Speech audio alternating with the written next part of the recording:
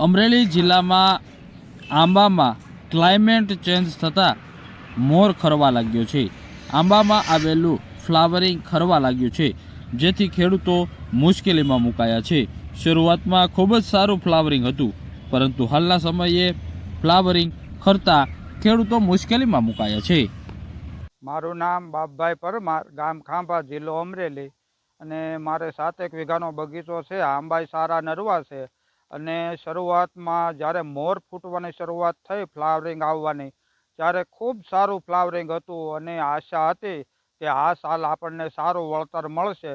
પણ છેલ્લા 15 થી 20 દિવસથી એવો રોગ આવ્યો છે, ઝાકળ આવે છે, થોડા દિવસ પવન બહુ ઉડ્યો હતો, એને હિસાબે મોરમાં રાખોડીનો રોગ આવ્યો છે અને મોર બધો ખરી જાય છે। અંદર કેરી જે મગ્યો બાંધવો જોઈએ, ઝીણી કેરી, એ હાવ દાખલા થઈ જાય છે। અને આશા હતી કે જે ફ્લાવરિંગ હતું એ પ્રમાણે કે ભાઈ એક ઝાડમાંથી આપણને 20 થી 25 મણ કેરી મળશે, એને બદલે જો 5 મણ મળે તોય સારું।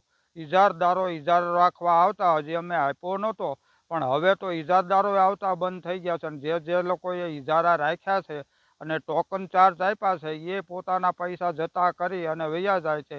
એટલો રોગ છે અને કેરી રસિકોને એમ હતું કે આ વર્ષે સારું આવરણ છે તો આપણને કેરી ખાવાનો આનંદ મળશે, તો તો એટલું કેરીમાં નુકસાની છે કે કેરી રસિકો માટે આનંદ લેવો મુશ્કેલ બનશે। અમરેલી જિલ્લામાં આંબાના પાકમાં વધુ એક વખત ક્લાઇમેટ ચેન્જ થવાને કારણે ખેડૂતો મુશ્કેલીમાં મુકાયા છે।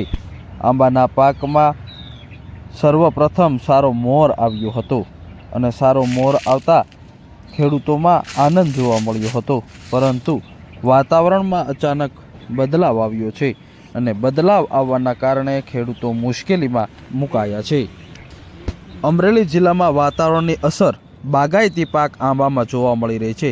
આંબામાં આવેલો મોર ખરવા લાગ્યો છે તો સાથે જ બળવા પણ લાગ્યો છે, જેના કારણે હાલ ઇજારો રાખેલા વ્યક્તિઓ પણ ઇજારો મૂકી અને પોતાના વતન તરફ જઈ રહ્યા છે।